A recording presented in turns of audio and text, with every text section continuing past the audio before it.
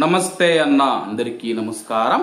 కువైట్లోకి వ్యాపిస్తూ ఉన్న కొత్త వైరస్ ఏదైతే ఉందో పశువుల ప్రాణాలను బలికొంటూ ఉంది. వివరాల్లోకి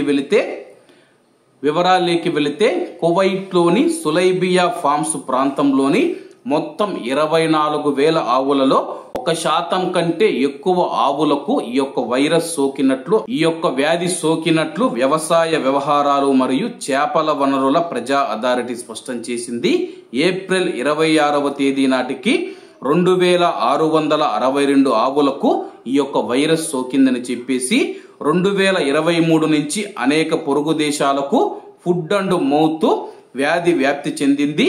పశు వైద్య సిబ్బంది శ్రద్ధగా కృషి చేయడం మరియు నివారణ చర్యలు చేపట్టడంతో అయితే అది కువైట్లోకి ప్రవేశించలేదని చెప్పేసి ప్రస్తుతం కువైట్లోకి ప్రవేశించడంతో 2,662 ఆవులు ఏవైతే ఉన్నాయో వైరస్ వ్యాధితో బాధపడుతూ ఉన్నాయి. అలాగే 10 ఆవులు ఆ యొక్క SAT1 వైరస్ ఏదైతే ఉందో ఆ యొక్క వ్యాధితో మృతి చెందినట్లయితే అధికారులు తెలుపుతూ ఉన్నారు. వ్యాప్తి సమయంలో తలెత్తే ద్వితీయ వ్యాధుల నివారణ మరియు పశువుల పెంపకందారులకు అధికారులు అవగాహన కల్పిస్తూ ఉన్నారు. ప్రస్తుతం కువైట్లో మనం చూసుకుంటే ప్రతిరోజు 1,600 కంటే ఎక్కువ ఆవులు వైరస్ కు గురవుతూ ఉన్నాయనే వాదనలు వినిపిస్తూ ఉన్నాయి. దీన్ని అధికారులు అయితే తోసిపుచ్చడం జరిగింది. ప్రస్తుతానికి కేవలం 2,662 ఆవులకు మాత్రమే ఈ యొక్క వైరస్ సోకింది. మేము నివారణ చర్యలు చేపడుతూ ఉన్నాము. ఆవులను పెంచుతూ ఉన్న వాళ్ళు ఎవరైతే ఉన్నారో వాళ్లకు కూడా సూచనలు చేస్తూ ఉన్నాము.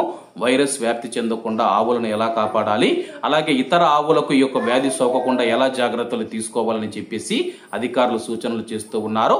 కాబట్టి కువైట్లో ఎవరైనా గొర్రెల దగ్గర కానీ పశువుల దగ్గర పెంపకందారులుగా ఉన్న మన భారతీయులు ఇటువంటి వ్యాధుల పట్ల చాలా జాగ్రత్తగా ఉండాలని కోరుకుంటూ అందరూ బాగుండాలి, అందులో మనం ఉండాలి. అందరికీ నమస్తే అన్న, జై హింద్.